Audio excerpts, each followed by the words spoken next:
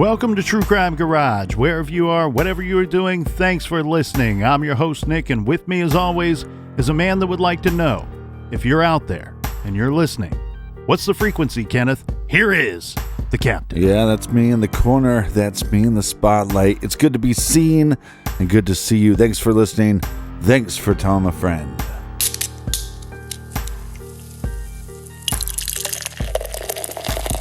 This week, we are very happy to be featuring Sunset Cerveza by Oasis, Texas Brewing Company in beautiful Austin, Texas. This is a Mexican-style Vienna lager with caramel and orange zest. And Sunset Cerveza is a soft and brilliant orange color. Garage grade 3 3/4 bottle caps out of 5. And you know who else is brilliant? Well, it's our friends listening from all over the globe. First up, here's a double cheers to Pino and Andrea from one of my favorite cities, beautiful Charleston, South Carolina. And a big shout out to Keith in Carmichael, California. Next up, we have a very big Ron Swanson please and thank you that goes out to Jennifer T. in Odenton, Maryland. And a big we like your jib to Lindsay in Carmine, Texas. Next, we give a long-distance cheers to Emmeline in Cambridge, UK. And last but certainly not least, we have Scott and Megan in Apple Valley, Minnesota. Everyone we just mentioned, they went to truecrimegarage.com and they helped us out with this week's beer fund, and for that, we thank you. Yeah, BWERUN, beer run. And if you're not paying attention, we're going to Austin this week. And that's why we're doing another Texas case to get ready for Austin. So if you're in the area, join us for CrimeCon 2021. Use our promo code TCG10 to get 10% off your tickets. And that's enough of the business. Everybody gather around, grab a chair, grab a beer. Let's talk some true crime.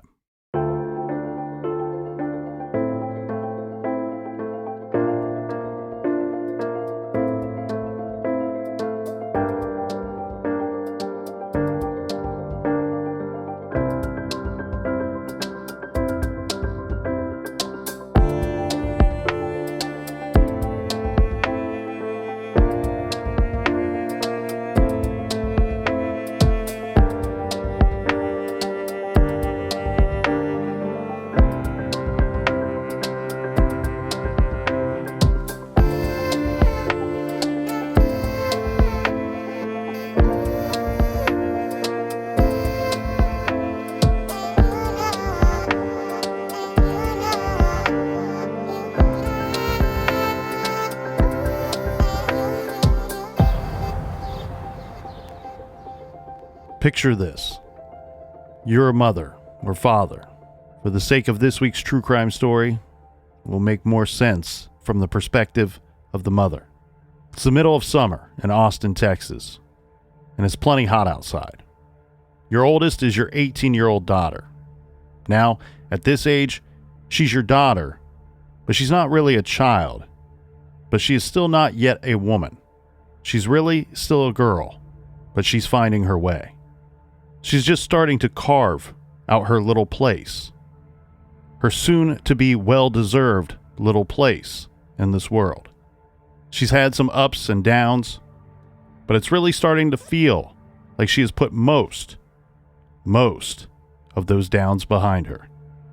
And through her own hard work and dedication to herself, she's really starting to put it all together. But there's this. Let's call it a large anchor attached to a short chain that's wrapped around her throat, and it's holding her back. She is so close to spreading her wings and finally taking flight, but that dead weight is holding her down. It's her boyfriend, and he's a real piece of work. But to mention work and the boyfriend in the same sentence really just seems kind of silly. It's funny when you really think about it, because this guy does not know the meaning of the word work. He's a loser. And why the heck your daughter hitched her wagon to his star? Well, no one has a clue. And you didn't like this guy to begin with. You knew he was a loser when she first started to bring him around. It was obvious. and she's still with him. If she could just wake up and leave this guy, then she would most certainly be on a bridge to better days. But she's 18, and she's in that weird space where she's still your daughter, but she's not really her own woman, and she does not have to listen and obey your every command. And she's not your only kid. You have others, younger ones, that still require more attention. Regardless of the boyfriend situation, everything between you and your oldest daughter is good. And you are working on each other, growing as ladies, together and separately. But tonight, she's staying at a hotel with the loser boyfriend, because he certainly is not welcome in your home. Morning rolls around, and the two of you had plans to go shopping, but your daughter doesn't show up. And now, you're angry. But it's not the first time that plans have been broken or mom got stood up. We'll go shopping without her, you decide. After all, she's the one that promised that she'd be home first thing in the morning, as this was a special shopping trip. Mom and her 4 girls were going shopping in San Marcos. But your 18-year-old daughter never showed. And now, it's 15 years later, and you're still waiting for her to come home. This is True Crime Garage.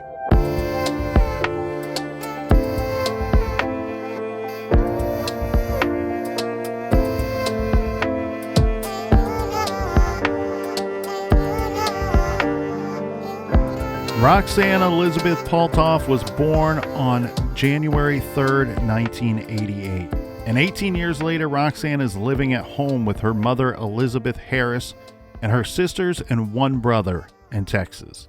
Roxanne was the oldest of the 5 siblings, and the family was super close. The people close to her called her Roxy.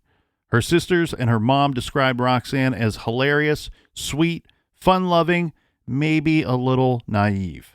She and her mom spoke numerous times a day, and everyone who has been involved in this case describes the two as having a very special relationship, closer than most moms and 18-year-old daughters.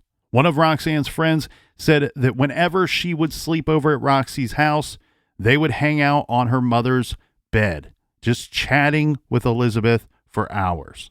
Roxanne went through some difficult things in her teen years, and dropped out of McCollum High School in her junior year, but was slowly working on obtaining her GED. Now, Captain, from what I've heard in my limited understanding of what was going on with the family during her high school years, is that mom and dad were separating. And I don't know the details of the divorce, but it sounds like there was a lot of moving around. You know, dad moves, mom moves, kids are being moved around. This might have added some difficulty to her high school years and led her to dropping out. Well, a divorce becomes a lot more difficult when you have that large of a family. And now she's working to get that GED. And it sounds like she only had 1 test remaining, a math test, before she completed obtaining her degree. Her deal with her mom was that if she got her GED, her mom would purchase her a vehicle, which she was super excited about. For now, she was taking the bus or would get a ride from friends whenever she needed to go somewhere. She was also working 2 jobs on that summer. Roxanne had enrolled in the Goodwill job training program, and through that, she had obtained an internship at Charlotte's Fiesta Flowers on Lamar Boulevard. According to the Austin Chronicle, for which the journalist Jordan Smith extensively covered Roxanne's case, quote, "Everyone loved working with her," said flower shop owner Charlotte Wainscott. "She was just such a sweet and nice person." When the internship ended, Wainscott hired Roxanne as a paid employee. According to her caseworker, Roxanne hoped that one day she might be able to have her own flower shop. She also aspired to get into fashion, perhaps being a designer. But for now, Roxanne picked up a second job at the Census Bureau. So she's really working things out here, in my opinion, Captain. She's got 2 jobs. She's trying to finalize this GED. She certainly has some short-term and long-term goals. Now, even though Roxanne was technically an adult, she's 18, she was still dependent on her mother, living at home. And she had just got off of her mother's cell phone plan and recently purchased her own cell phone and was working towards saving money and establishing good credit. She spoke with her mom and her sisters constantly. This would be via text or phone calls. Anytime that she wasn't at home, she stayed in close and constant communication with mom and the sisters. Now, at this time on our timeline, the summer of 2006, Roxanne had been dating a guy named Lewis Walls for about 2 years. The timeline of their relationship is a little foggy, and this is coming from the people that knew Roxanne the best. But the best we can figure out is that it's roughly since she was 16 that she had been dating this guy. It sounds like it started off pretty casual in the beginning and then got pretty serious at some point. Now, Lewis Walls, he's bad news, and he's bad news from the get-go. Roxanne's mom said that she never approved of him, and he was not allowed in their home. According to the mother, Elizabeth, Lewis was abusive and violent. In fact, there was an incident where Elizabeth and some of her younger daughters had, just by chance, come upon Roxanne sitting at a bus stop across town from their home wearing big, giant sunglasses. When she got in the car, they saw that her nose was severely injured. Roxanne lied to her family and said something accidental had happened to her. It looked like she got beat up by her boyfriend, but the story that she was going to tell is that some guys were harassing her, and her boyfriend, Lewis, decided to defend her, and this broke out into a fight, and during the course of the fight, that Roxanne had accidentally got hit in the face. But some of her very close friends seemed to know the truth. And after Roxanne disappeared, her friend Elizabeth Ellis told Roxanne's mother that actually Lewis had punched Roxanne in the face and broken her nose so badly that Roxanne had to have surgery to repair the damage. How old was Lewis? Well, Lewis is quite a bit older than Roxanne, and that does not help the situation for anybody to try to like this guy. It's a little weird, though, here, Captain, because the waters are very murky, and it sounds to me like Roxanne and her friends and family were not fully aware of this guy's age when they first started dating. Right. So from my understanding, it sounds a little happenstance that these two met, and I'll just go ahead and cut through it right now. But he was like in his late 20s when they met. Well, he's probably showing up to high school parties. So, of course, it should be kind of happenstance, right? They probably shouldn't be running in the same circles if she's 16 and he's in his late 20s. But from my understanding, they meet each other. And it sounds like most of her close friends and family seem to say that Roxanne was not fully aware that this guy probably lied to her in the beginning. He did say he was an adult, but it sounds like Roxanne thought that this dude was like 19 or 20. And most of the people seem to agree that this guy is younger looking and did even kind of pass as 19 or 20 when they first met this guy. But again, in the beginning of their relationship, it was extremely casual. They were dating, and this would be for about 6 months. So it wasn't like she was bringing him around a lot during this 6-month time period.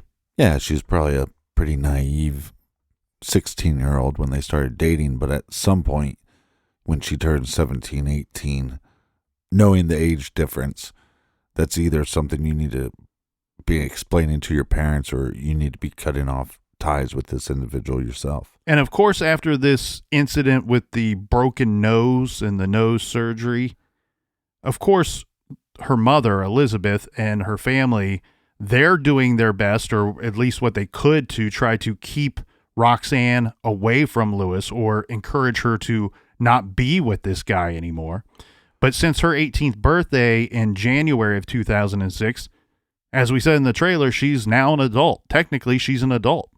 And sometimes she's going to go out and do what she wants to do, hang out with who she wants to hang out with, regardless of what others may say.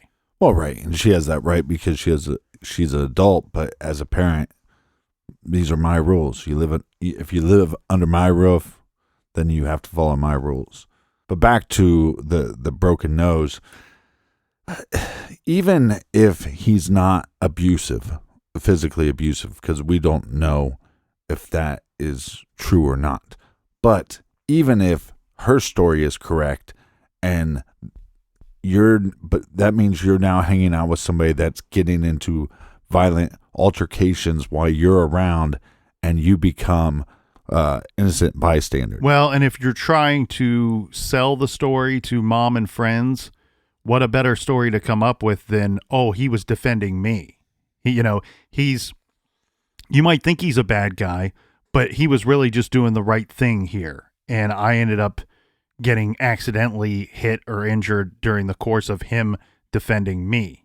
The thing here, though, is we have close friends of hers that have come forward and say that, look, she may have told mom and her family this one story about this fight breaking out with these guys that were rude to her and knight in shining armor, Lewis defending her. Yeah. But she told them a completely different story, her two friends, and that involved him punching her in the face. So when they met, Captain, my notes say that Lewis was 28 years old and he had 2 kids at that time. And at some point, of course, Roxanne had to learn of this dude's age. And of course, she becomes aware of these children. And in fact, there's a lot of speculation that over the course of this 2-year relationship, when she's being told to leave this guy by practically everybody, that not only did she seem to love this Lewis character, but she probably fell in love with these 2 children as well, because it seems like she was helping out a good deal with these kids. Now, Lewis lives at home, or from what I could find, was living mostly at home with his mother, and at least his 2 children seem to be mostly in the care of his mother. But Roxanne's trying to help out with these kids. Lewis... Well, they probably rode the bus together. ...is the opposite of Roxanne. And what I mean by that is he doesn't seem to be doing anything to get his life together. We have Roxanne, who's out there working multiple jobs. She's trying to line up future better jobs. She has goals, short-term, long-term. She's working on that GED. If she gets the GED, she's going to get a vehicle from mom. She's got her own cell phone. Lewis doesn't have his own phone, doesn't have a driver's license, doesn't have a car, doesn't have a job. What he's got is a girlfriend that seems to be paying for a lot of his stuff and his children's stuff. And a mom that's helping out. Yeah, which would be fine if you're in your late teens and you're in between that high school and college or high school and real life. But he's 10 years past that, and he has 2 children that he's responsible for. And then it makes you wonder, are these kids primarily with him or technically his mother? Was he such a loser that he corrupted the mother of these children and now she became even a bigger loser than Lewis? Well, the kids seem to be mostly in the care of his mother. I don't know what the situation was with the children's. No, that's what I'm saying is, like, where is she at? Like, did he corrupt her so bad that she's a bigger loser than him? It sounds to me, Captain, like most people seem to agree that they believe that Roxanne probably did not know Lewis's true age until about a year into their relationship. According to the Austin Chronicle, this citing Jordan Smith's interview with Roxanne's friend Elizabeth Ellis, quote, Roxanne was simply too trusting and too generous. Roxanne stayed with Lewis Walls, in part, she believes to help take care of his kids, his 2 children, to whom she had grown attached. She would buy them presents at the dollar store, dinosaur toys for his son, for example, and pretty accessories for his daughter's hair. She'd go to the apartment Lewis Walls shared with his mother and babysit for the kids by herself when Lewis wanted to go out, sometimes overnight. She had a big heart and was a nurturer, says Ellis. She was watching the kids when he was going out to see his other girlfriend. Ellis says that she and Harris tried to convince Roxanne that she was being used. Quote, she really didn't know how to pick them, Ellis recalled recently. Roxanne was always trying to get Lewis Walls to get himself a job, to be a man. And that's something that her mom and I would always tell her. You can't tell a man to be a man. He needs to just be one. But Roxanne would always stick up for him and perhaps lie for him. Roxanne's junior high school friend Rachel Gonzalez said that Lewis regularly cheated on Roxanne and pushed her around. But Roxanne refused to leave him and instead, as so often happens, pushed her friends away to still be with this guy. Still, in the summer of 2006, her friends believed that Roxanne was, in fact, done with this guy, done with the loser Lewis, but he would not let her go. Rachel Gonzalez told the Austin Chronicle that the two weren't getting along. Quote, she told me that they were arguing, she recalls. She was trying to leave him alone, but he wasn't letting her. I said to her, just leave. Don't talk to him anymore. But you can only tell a person so much. Let's just state what this wanker is. He's a pedophile. I mean, he met her when she was 16. He was grooming her. That's one of the big things when you're grooming individuals. Separate them from their friends and their family and have it where you're their whole existence. That's what he did. He groomed her.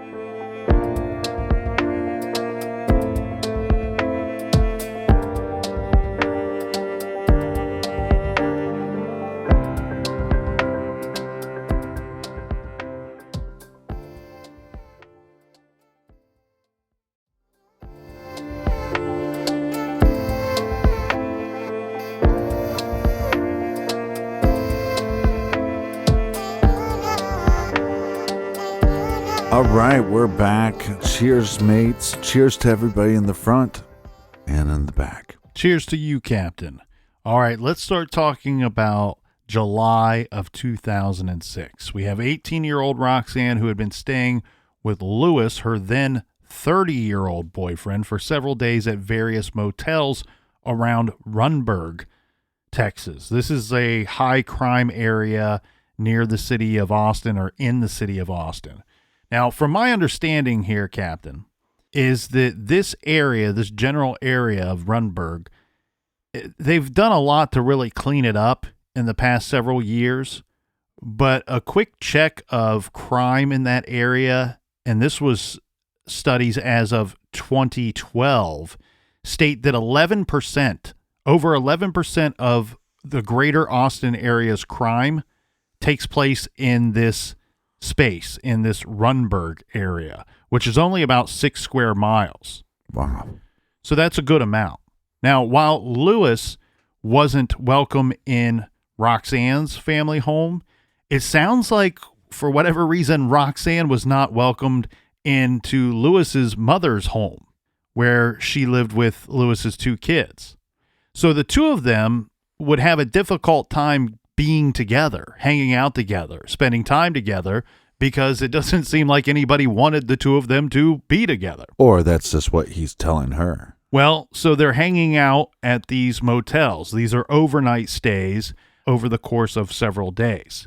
Now, on July 4th, God bless America, Roxanne stopped in at home. This was to grab some clothes at her mother's house. She talked to her mom daily for the next couple of days, as one would expect. As we said, they have a close relationship. Then Roxanne called her mother. This is around 4:30 p.m. on Friday, July 7th. This was to say, hey, I'm not coming home tonight. I'm staying out one more night.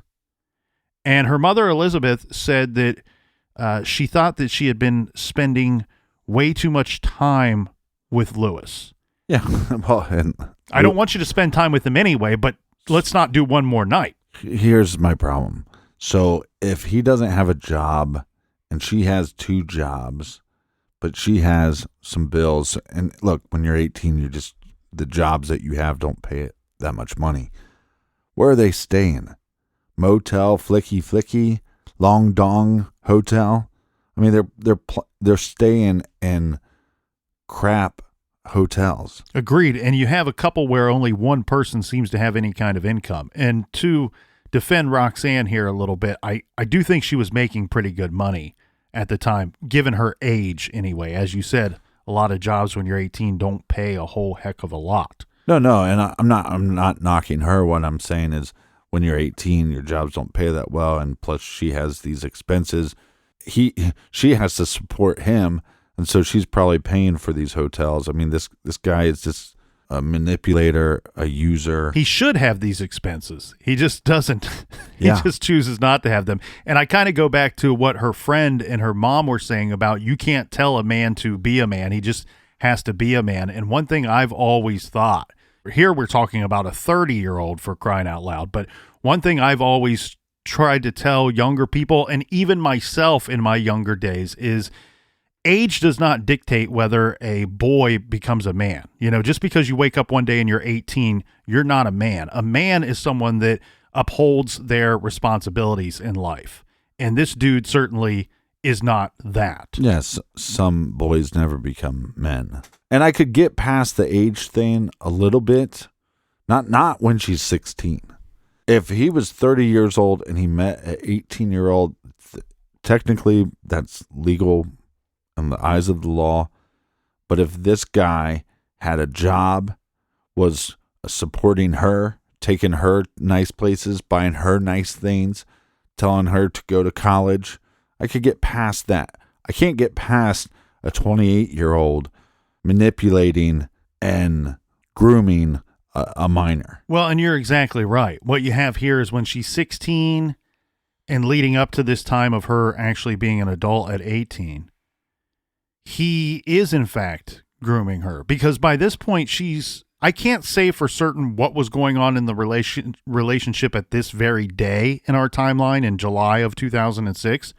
But what's clear to everyone is at some point she fell in love with this dude. And so she was blinded by that love, that affection.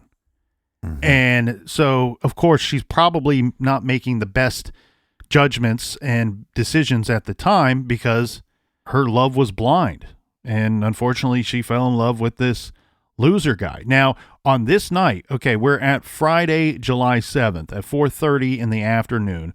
We have Roxanne calling home to speak with her mother, Elizabeth, saying, hey, I'm going to be out for one more night.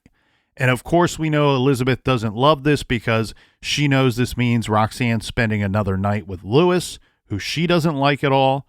But on top of that, there's an added urgency to getting Roxanne to come home, because they had already agreed that Elizabeth, Roxanne, and Roxanne's sisters, they were all going to go on this big shopping trip in the morning. And this was kind of a special to do for the group. You know, it's hard to get everybody together. It sounds like Elizabeth and Roxanne both had a little extra money at this time, and there were some new stores opening up nearby, and they wanted to go check them out together.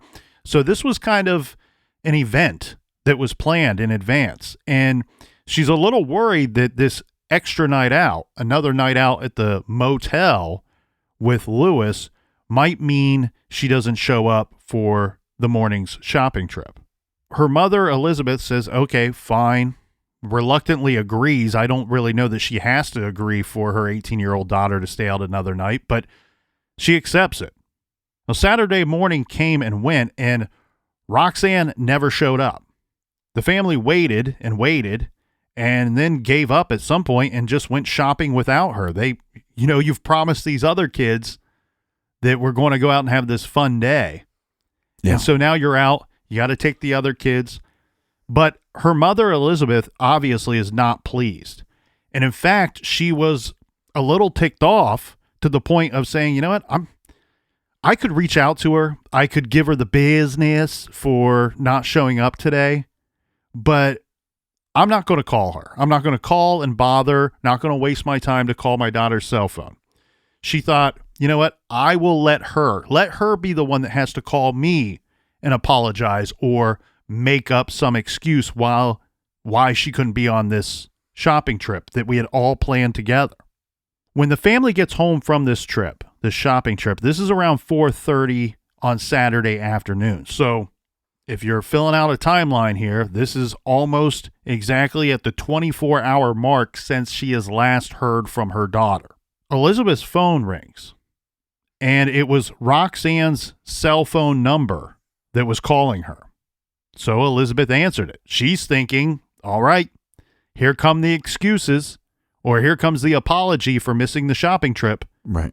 But she's immediately surprised when it's not Roxanne on the other end of the phone. In fact, she's quite surprised to hear that it's Lewis that is calling her, a guy that she does not like, that probably has no reason nor business to be calling her. Mm-hmm. She says, and this is Elizabeth's words, that Lewis did sound concerned. He sounded concerned, and he asked Elizabeth if she had seen or heard from Roxanne recently. Now, as you can imagine, Captain, Elizabeth is very alarmed by this. She says, no, I thought she was with you, of course. Yeah. You know, this is a situation. You know, she's been staying in a motel with this guy. If she's not at home, they're close. She doesn't have a driver's license. She may have had a driver's license, pardon me, but I know she didn't have a vehicle at this time. Right. So at the very least, you're thinking in your mind, I don't like this guy, but at least I know where my daughter is. She would either be at home, at work, one of her two jobs, or out with this dude. Now this dude's calling me, wondering where she is. It's strange. It's very strange. So this is what Lewis tells Elizabeth on the phone. He says that the previous night, sometime around 8:30 p.m., that he and Roxanne, they got into an argument in the hotel room. Hold on, because I'm trying to follow this. This is Saturday, right?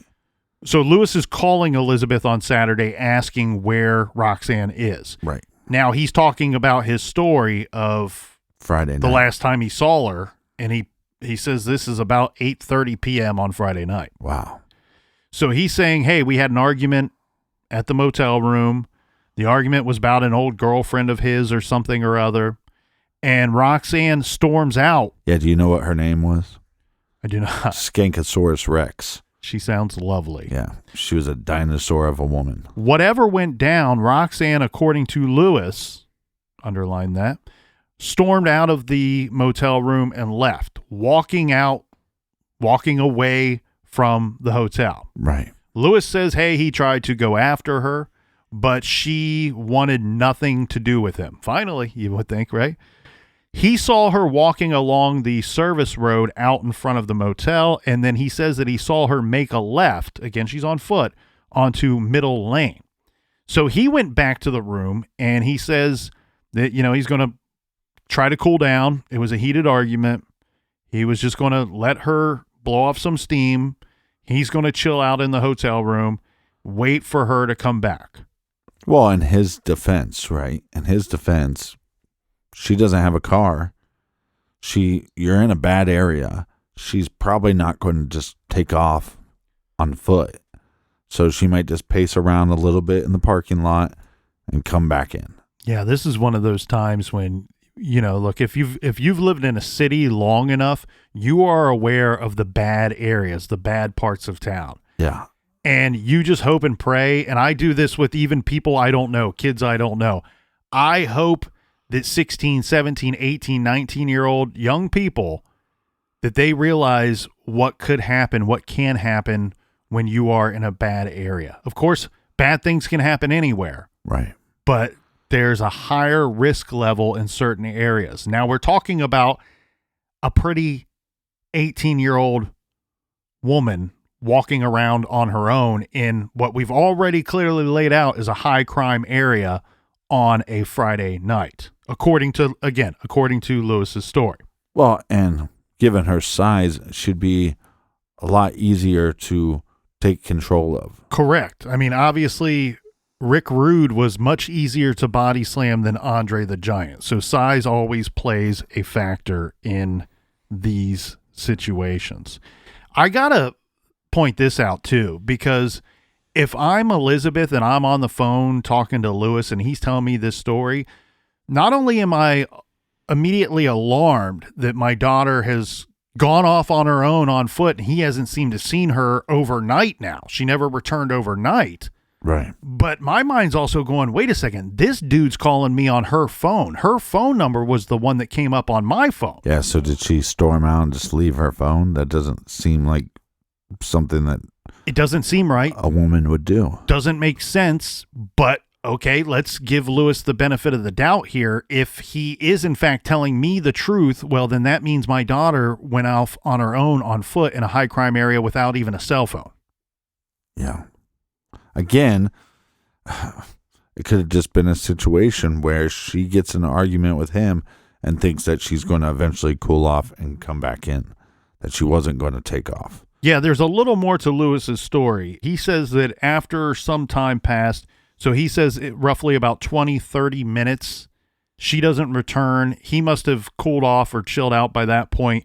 He says that he went out to go look for her. Now, keep in mind, this dude does not have a driver's license nor a vehicle, so he's out looking for her on foot as well. So this is roughly, let's say, like 9 p.m. 9-ish. Yeah, that would be correct. He says, look, I went out there looking for her and I could not find her. And then she never at any point comes back to the hotel room. And then he adds, when telling mom the story, that, oh, Roxanne also left without any of her stuff. Right. But she took her ID. That seems like a weird thing to kind of throw in there, but that's what she says that Lewis said. You think that'd be in your purse?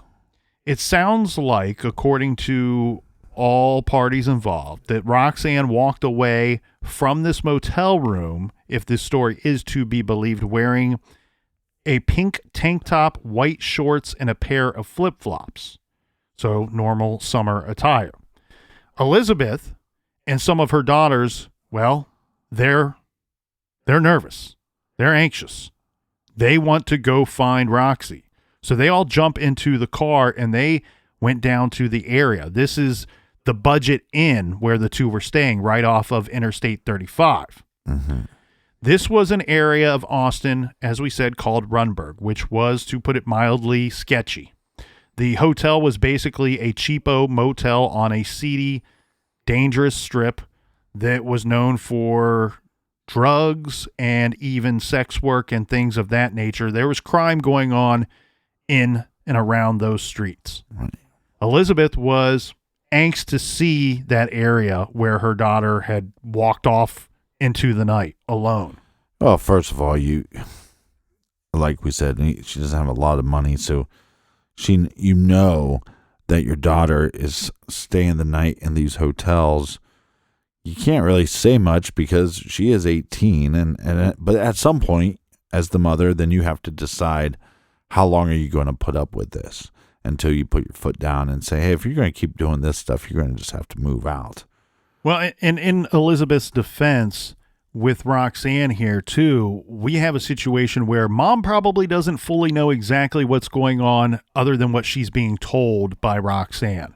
So right. Elizabeth says she shows up to this area, to this place, and she's like, oh, I was kind of under the impression that they were staying at a nice hotel, not some rundown place that's, a dump near the highway. Well, it's nice to Lewis. But right. She opened up the door and she's like, oh my God, it smells like feet in here. To Lewis, it's like Disney World. Yeah, he's like, man, it's so nice to be out of my mama's house for the night. So Elizabeth and family and friends spent the next couple of days trying to track down Roxy and, of course, searching the area around the motel. They peered into ditches and climbed the sides of dumpsters, but found nothing. No sign of Roxanne or where she could be. Can we take a step back for a second? Because, okay, if we believe Lewis, then I applaud him for calling his girlfriend's mom. he knows she don't like me, but it's gotten to a point where I have to call her. So I would applaud him for that. My big issue is, why did you wait till the next day? Once you go out looking for her and you can't find her, and you know that she doesn't have her cell phone on her, so she wasn't able to contact anybody that she knows, there would be no way for her to get to an area of safety that she knows, that Roxanne knows. Once you know that around 9 p.m., that's when you call. You don't hesitate and wait till the next morning. Well, he's likely calling it this time because he knows that the parents, her mother being close with Roxanne, her family being close with her, at some point they're going to come looking for Roxanne. And the longer I delay telling anybody that I think she's missing, or at least throw out there the possibility that I might be worried or concerned about her, the worse this is going to look for me later. So at some point, yeah, he decides I got to reach out to mom. I got to reach out to her family and see where she is. Now, the other thing that goes down here too, and I've seen several different reports about this, and I don't know, in all honesty, which one is the most accurate, but some reports say that day, that later that night, this is after Roxanne's mother, Elizabeth, shows up on scene with her daughters, actively looking for Roxanne. Some reports say that it was that night, and other reports say that it was the next day. But regardless, what we do know that did happen is that both Roxanne's mother, Elizabeth, calls Austin PD to report Roxanne as missing. And she also convinced Lewis at the same time. She says, no, you got to call as well, because according to your story and what you told me on the phone, you are the last person to see her. So we need you to call this in as well. So kudos to Elizabeth for sounding the alarm. So police received 2 calls, both of them for the purpose of filing missing persons reports on Roxanne. And the police responded.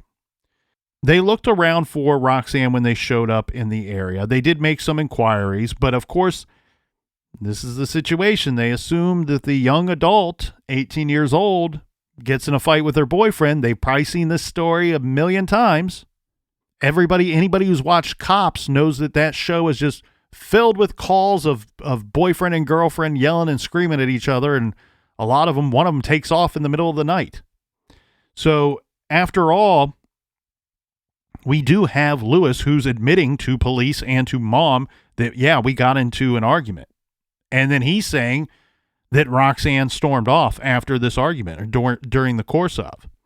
And Elizabeth stressed to the detectives, to the officers that responded, saying, look, there's no way, I don't care what you think happened. I don't care if you think that she's just going to go somewhere and hide out and stay away from this guy, but she would have come home. She would have figured out a way to get home. She would have contacted me at the very least to call me, tell me what's up. And to top that off, she would have never have left without her purse, her phone. And these are all things that Lewis was saying that Roxanne had left behind in the motel room. Just going to play devil's advocate here for a second. It is possible, though. Get in a fight. You're at a hotel. I'm guessing their door doesn't go to a lobby or go to some fancy area. Their door probably goes outside. That she storms off and she goes into the parking lot and she doesn't leave with anything but her ID. And the reason why maybe I'd buy the ID if he can, if there was 2 hotel keys. If there was 2 hotel keys and she left with her ID and a hotel key, I could buy his story a little bit more. Yeah, that's one thing I questioned myself as well here, Captain. I couldn't find anywhere anybody stating whether she or Lewis even claiming if she left with a hotel key or not. And I'm guessing the way that it's described that this might be an actual physical key for her to get into the motel room that they were staying. Not one of the little plastic credit card keys. I'm just guessing. Now, the other major red flag here, though, is going to be a few days after Roxanne disappears. This is when Lewis finally brought to Elizabeth, Roxanne's things. This is 5 days after she had gone missing. On the 12th of July, he comes over, he hands her a bag of clothes, Roxanne's phone, Roxanne's jewelry, her toothbrush and makeup, and her pink purse, saying these are the items that she left behind when she stormed off.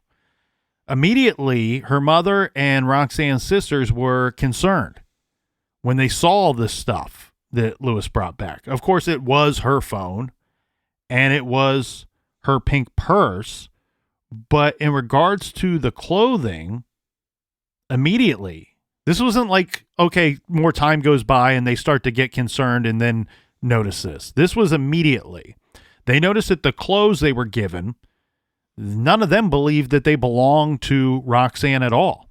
And in fact, her sisters swore that they knew every article of Roxanne's clothing because her and her sisters all kind of shared clothing. Even, fighting, arguing over clothes at times, the way that sisters will do. And not only was this stuff that they said was not Roxanne's, wasn't her style, wasn't something that she would wear, but it's also stuff that's all the wrong size. And Roxanne's purse still contained her wallet, and her ID is missing. Further, that wallet did contain some items that the family observed with horror.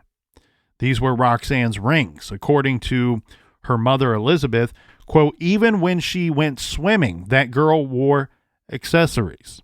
Why on earth would Roxanne take off all of her jewelry and leave it behind and then storm off into the night? As you pointed out, Captain, she's leaving with, if we are to believe Lewis, she's leaving with no money, no phone, and in an unsafe and unfamiliar area. My answer would be that she wouldn't. And that Lewis is probably not really telling the truth here. Regardless of my feelings, what we do know is that this story that Lewis is telling, it does not sit well with Roxanne's family. I hate to play devil's advocate for this giant pile of dog shit, but is it possible she took off her rings? Why would he return these items if they weren't hers? No one's questioning the rings. Mm-hmm. It sounds to me like they're concerned that the clothing I I understand the Roxanne's. clothing, and maybe this son of a bitch returned Skankosaurus Rex clothing to the wrong house. Several days after she goes missing, he's still in contact with the family. Then he takes every item that he claims that she left behind. Look, within seconds you can explain away certain things. Somebody says, well, that girl would swim in her rings.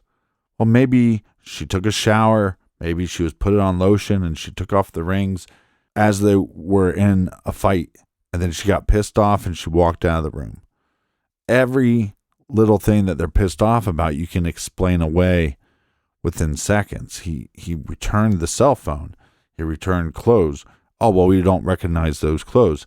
She stayed a lot over at Lewis's house before there was confrontation and she wasn't allowed to stay there. So is it possible when they were at these hotels, did they go buy clothes and she didn't take a bunch of clothes with her? Or did she just get clothes from Lewis's house and then they went and stayed in these hotels? I just think you can explain away some of these things that they don't like. Of course you can. You absolutely can. It does become a little difficult that the clothing size does not seem to match up.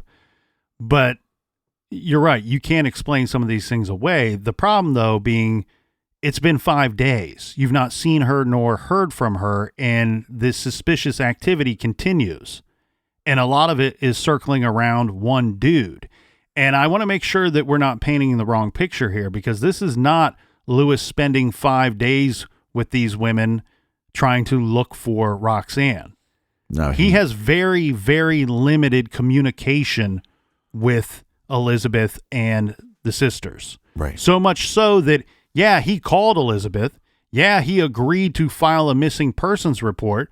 But other than that 9 o'clock time that he says he went out and looked for a little bit and couldn't find her. Nobody else is saying that he was actively looking for Roxanne at any other point, ever. That he was assisting Elizabeth and the sisters looking for Roxanne. No, he wasn't. In fact, that he was so limited access to Roxanne's family that even though he says, hey, she stormed off and left all of this stuff here, he wasn't available to give them that stuff until 5 days later. And when he shows up with it, it's not a meeting of the minds. It's, oh, here's a bag of your sister's stuff.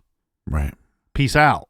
And then you open up the bag after dude leaves, and the items in there are not checking out with what you know about your sister. Yeah, my biggest problem with Lewis is the hesitation to call, especially her being in that area. You know what she doesn't have on her. You don't hesitate. You don't hesitate that long to call. So what's going on? But hold on a second. How the hell did they get to the hotel in the first place? Well, there's public transportation in these cities. Well, no, I understand that, but I'm saying, do we know how they did it? Did they take a bus? Did they get a cab? Did they, because neither one of them drive. Correct. They're both known to frequent the bus. Note to all the little ladies out there, if your boyfriend asks you to spend the night in a hotel and you have to take a bus to get there, don't do it. Tell him to save his money or save your money so you can get a car. Yeah, she's probably paying for the motel room. Now, in the meantime of what's going on, I want to make sure that everybody understands what's going on here. Again, saying he's not actively out looking for Roxanne, as far as we know.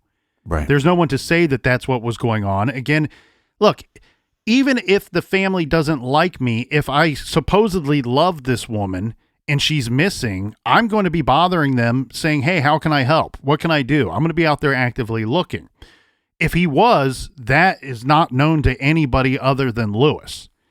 But what we can tell everybody, and what we do know, is the following. Lewis checked out of that motel room.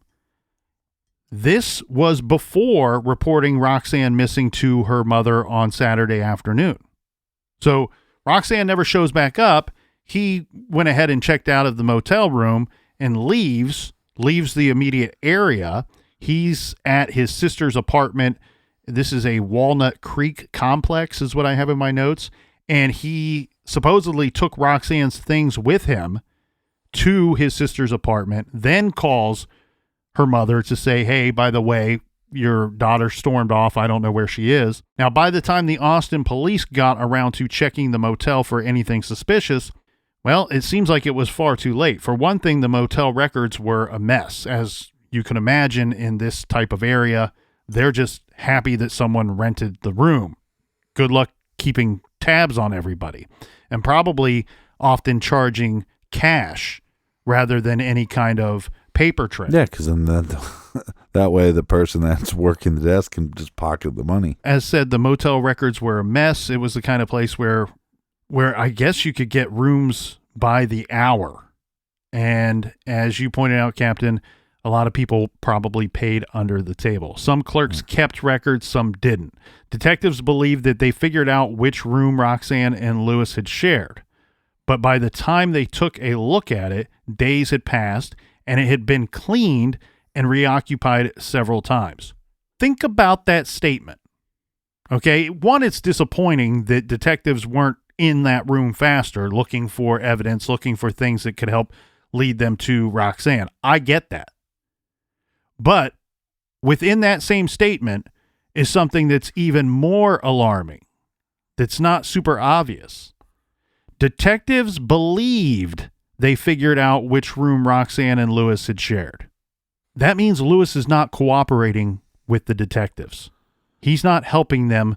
He's not providing information to them to even tell them this was the room we were staying in. God, I hate this. I hate this case because I keep feeling like I'm defending this dick. I love that you start off by saying I hate to play devil's advocate, but here I am doing it for the 10th time today. Yeah, but that's what we're supposed to do. I think you enjoy it. No, I mean that's why we're here. Here's this case. This girl went missing. This guy seems like a giant bag of turds. My question to this guy would be, does he just not remember the room number? And I know that seems like something you would remember, but they've stayed in multiple hotels. A couple days later, I don't have a great memory. If somebody said, well, what was your room number? I'd be like, I don't remember. Well, can you take us there? I think so. You know what I mean? So the fact that they stayed in multiple hotels leading up to all this, I hate to say that I don't think that's as suspicious as people are making that out to be. But what is suspicious is that he's not cooperating with the detective. But how do we know that? Because they have no clue what room that they stayed in. Yeah, but if he doesn't know, then he can't tell police. So it's not there. That's not evidence of him not being cooperative. If they came out and said, hey, we asked Lewis and he said, I don't remember and I don't give a shit, or I remember but I'm not telling you, that's being uncooperative. Or they're calling Lewis and he's never answering the phone or never calling them back. Which I believe is probably the case, and I have every reason to believe that he is fully aware of where they stayed, the room that they stayed in. I believe he's not being cooperative because he's got a lot to hide. Either he did something or he knows a lot more than what he's saying.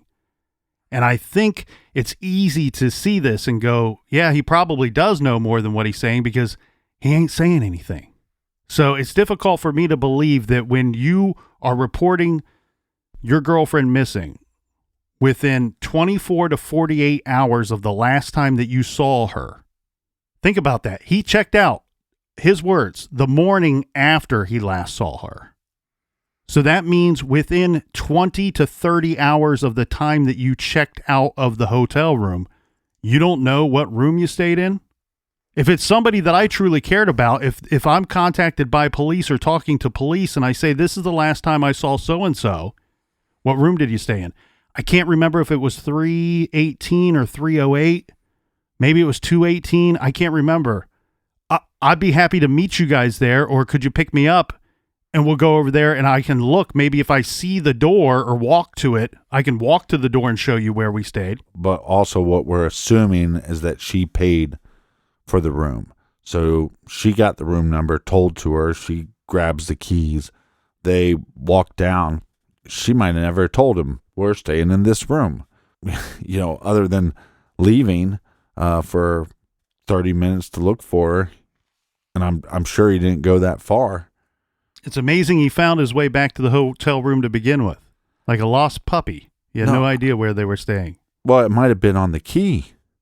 I'm just saying that, especially somebody that stayed in multiple hotels, it's possible that you wouldn't remember. And I would just like to know what the conversation was between him and police. Well, let's get into Lewis's background here. To put it bluntly, he's a thug. He'd been involved in criminal activity for years. He has a record dating back to 1995 for felonies like robbery, burglary, and drug dealing. He has been in and out of prison multiple times. Austin Police Department Detective James Scott, who is now working Roxanne's case, told the Austin Chronicle, quote, Lewis, among his peers, is an idiot. I mean, you can look at his criminal record and tell he's not the smartest criminal out there, end quote. The Chronicle gives an example. In March of 2005, Lewis was arrested agreeing to sell 3 rocks of crack cocaine for $50. Unbeknownst to him, he was selling 3 rocks of crack cocaine to an undercover Austin police officer who had offered him a ride to Runberg. Well, we've heard of that place. And it turned out that the crack was fake. So Lewis got off with only a 120-day jail sentence. But selling fake crack to a real cop, not so bright. Lewis's crimes weren't just drug-related. 2 of his exes had taken out restraining orders against him, and Lewis had been arrested for violating one of those restraining orders. As we know, Lewis was 28 when he started dating 16-year-old Roxanne. It seems he preferred younger girls, although another of his exes was also underage when they were together. Elizabeth Harris, Roxanne's mother, considers him to be a pedophile. There are rumors based on some things some of his exes have implied that Lewis tried to get some of his girlfriends to sell their bodies for him, that he tried to pimp them out. Now, according to Roxanne's mother, Lewis was a braggart and a poser, a wannabe big man. She said he boasted of being a member of the Bloods street gang, but that he was most likely only marginally involved. Basically a small-time crook, but still big-time dangerous to women.